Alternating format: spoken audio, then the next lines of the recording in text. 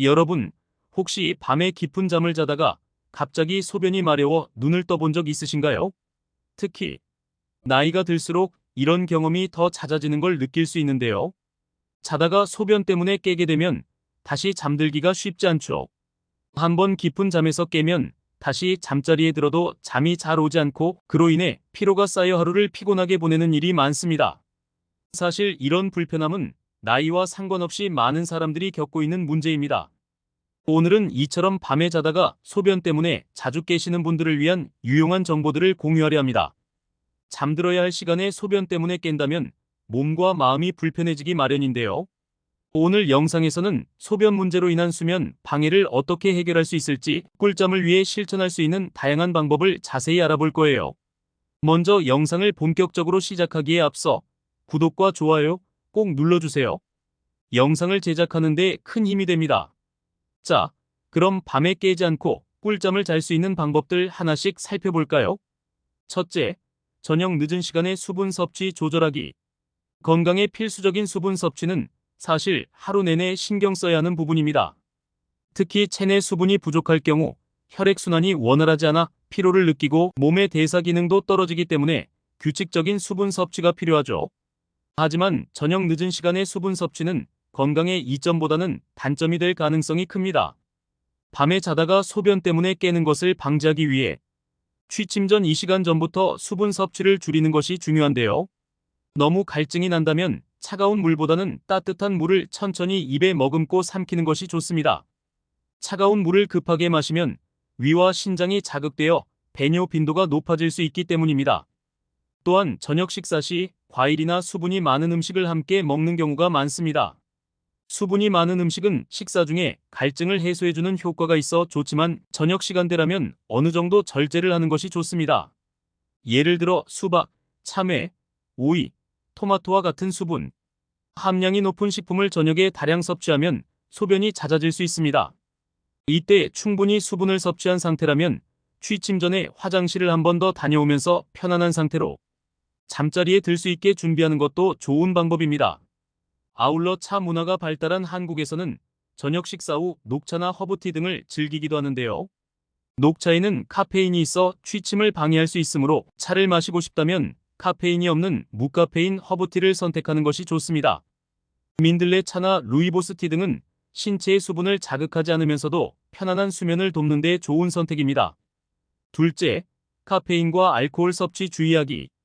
카페인과 알코올은 자극을 유발하는 대표적인 물질입니다. 카페인은 중추신경을 자극하여 잠에서 깨우거나 잠을 방해하는 역할을 하고 동시에 방광 근육을 자극해 소변을 자주 보게 만들죠. 커피나 홍차뿐만 아니라 초콜릿, 일부 간식류에도 카페인이 포함되어 있는 경우가 많습니다. 특히 카페인은 개인마다 다르게 영향을 미칠 수 있는데 어떤 분들은 카페인의 효과가 몇 시간만 지속되지만 또 어떤 분들은 하루 종일 영향을 받기도 합니다. 따라서 밤에 꿀잠을 방해하지 않도록 오후 늦게부터는 카페인을 피하는 것이 좋습니다. 이와 비슷하게 알코올도 중추신경을 억제하면서 방광의 이완을 촉진해 소변을 자주 보게 만듭니다. 알코올은 이뇨작용을 일으켜 신장이 빠르게 체액을 배출하도록 유도하는데요. 특히 맥주는 알코올 중에서도 수분이 많은 음료라 소변을 자주 보게 되는 대표적인 원인이 됩니다. 알코올을 마신 후 신체가 체내 수분을 배출하기 때문에 그 결과 밤새 소변이 마려운 현상이 자주 발생할 수 있습니다. 또한 밤에 잠들기 전 술을 마시면 신체는 이완되어 잠이 들기 쉬운 상태가 되지만 그만큼 수면의 질은 떨어질 수 있습니다. 수면 중 소변 때문에 잠에서 깬 후 다시 잠들기 힘든 이유도 알코올의 영향 때문입니다. 그러므로 저녁 식사 자리에서 한두 잔 정도 가볍게 마시는 것은 괜찮지만 잠들기 바로 전 시간까지 음주를 하는 것은 숙면을 방해할 수 있으니 조심하셔야 합니다. 셋째, 배뇨 습관 개선하기. 배뇨 습관도 우리가 흔히 간과하기 쉽지만 소변 횟수와 수면의 질에 큰 영향을 미칠 수 있습니다. 현대인들은 일상생활이 바쁘다 보니 종종 소변을 참았다가 한꺼번에 해결하는 경우가 많은데요. 특히 일을 하거나 이동 중에 소변을 참게 되는 경우가 많습니다.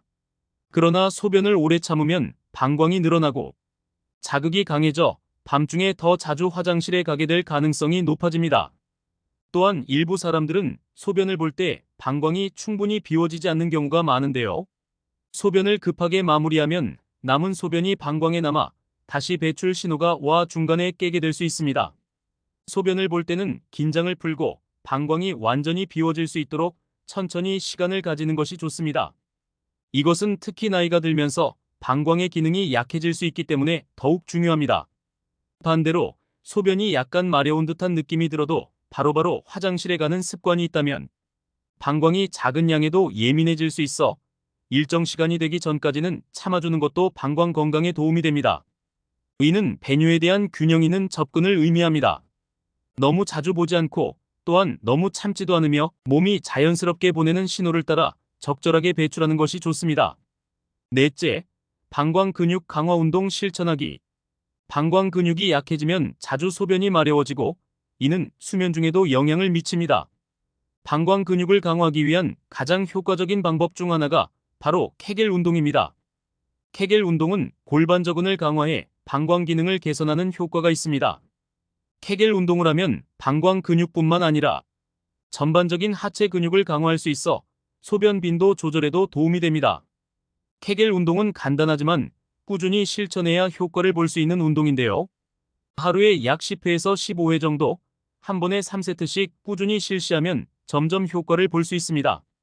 특히 앉아있거나 누워있을 때도 간편하게 할 수 있기 때문에 편안한 자세로 운동을 하는 것이 가능하죠.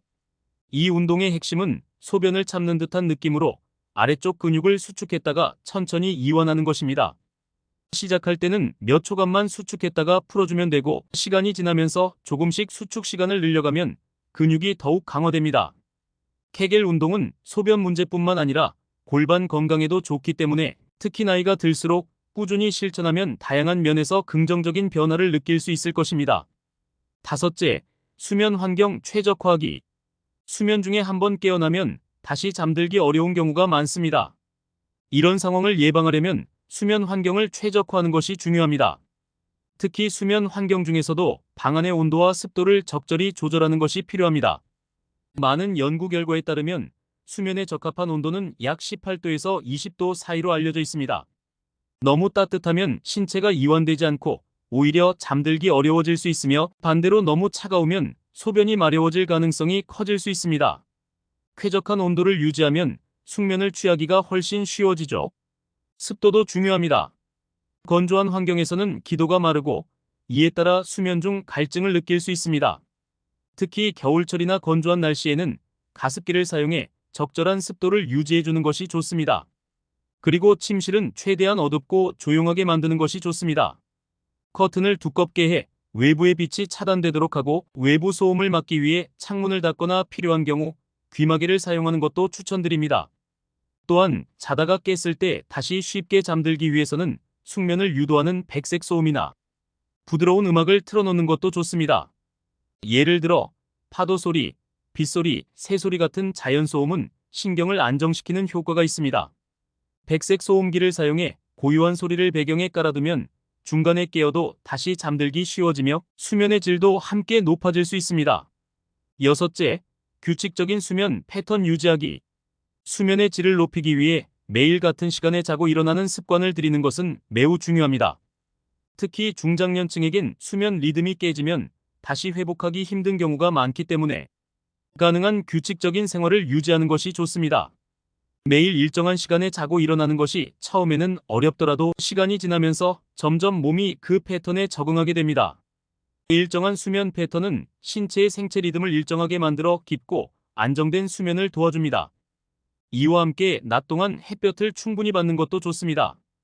햇볕을 받으면 뇌에서 멜라토닌이라는 호르몬이 생성되는데 이는 수면을 유도하는 역할을 합니다. 멜라토닌은 특히 어두운 환경에서 더 많이 분비되기 때문에 낮 동안 햇볕을 충분히 받고 저녁에는 조명을 약하게 하여 수면을 유도할 수 있습니다. 일곱째, 의료적 도움받기. 여러 가지 방법을 시도했음에도 불구하고 여전히 자다가 소변 때문에 자주 깨어서 수면을 취하기 힘든 경우라면 전문가의 도움을 받는 것도 방법입니다. 야뇨증, 절박뇨, 빈뇨 등은 나이와 관련되어 발생하기도 하지만 특정 질병이나 호르몬 변화, 심리적 원인으로 인해 발생할 수 있습니다. 이런 경우 정확한 원인을 파악하고 적절한 치료를 받는 것이 중요합니다. 예를 들어 방광염이나 전립선 비대증 등 특정 질환이 소변 빈도에 영향을 미치는 경우가 많은데, 이런 질환은 약물 치료나 생활 습관 개선을 통해 증상을 완화할 수 있습니다.